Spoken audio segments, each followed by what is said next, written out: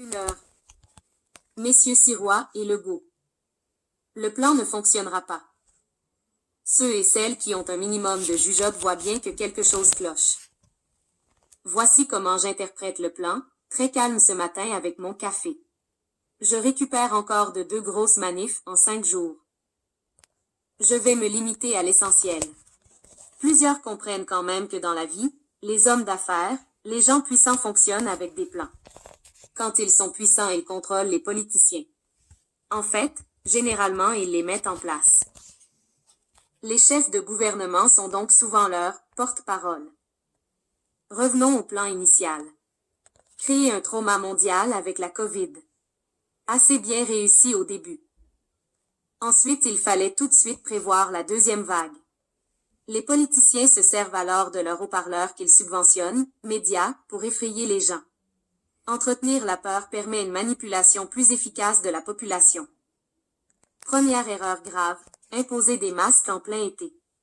Les gens d'une intelligence moyenne et plus ont tout compris que ça ne faisait aucun sens. Même ceux qui à ce jour donnent le bénéfice du doute au gouvernement sont pour la plupart d'accord que c'était exagéré. Voyons donc, la courbe était à plat. Deuxième erreur grave, le deuxième confinement. Les gens ne sont pas si dupes. Le citoyen moyennement informé a appris le concept de la diminution de la charge virale du virus. Il est moins fort lors de sa deuxième visite. Cette deuxième vague en laisse plus d'un perplexe. Nous avons compris comment le gouvernement manipule les chiffres dans cette histoire. Ils ont multiplié les tests COVID à un rythme effréné depuis fin août pour monter les cas. On se retrouve donc dans un délire confiné dans nos régions. Confiné pour un virus qui ne fait plus peur à beaucoup de monde et surtout qui ne tue personne. Quelques personnes très âgées s'éteignent avec le COVID et rentrent dans les stacks. Il n'était pas prévu qu'autant de monde allume au Québec, et il était sans doute prévu que la deuxième vague soit plus intense. Double problème. En fait, même la première n'avait rien de traumatisant. Seul le traitement médiatique qu'on a fait l'était.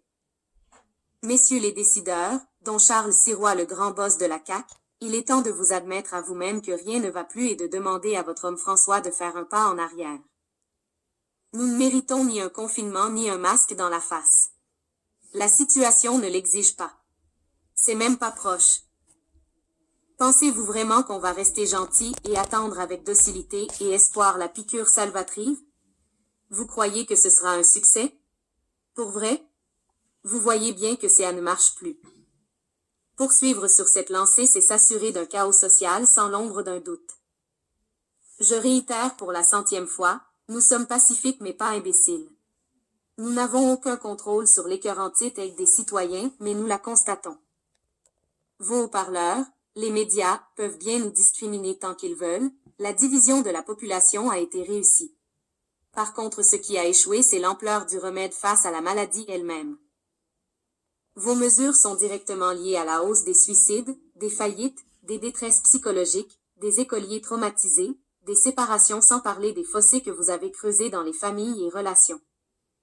Même mon beau-frère, citoyen normalement inodore et incolore, a dérapé et fait un fou de lui sur les médias sociaux.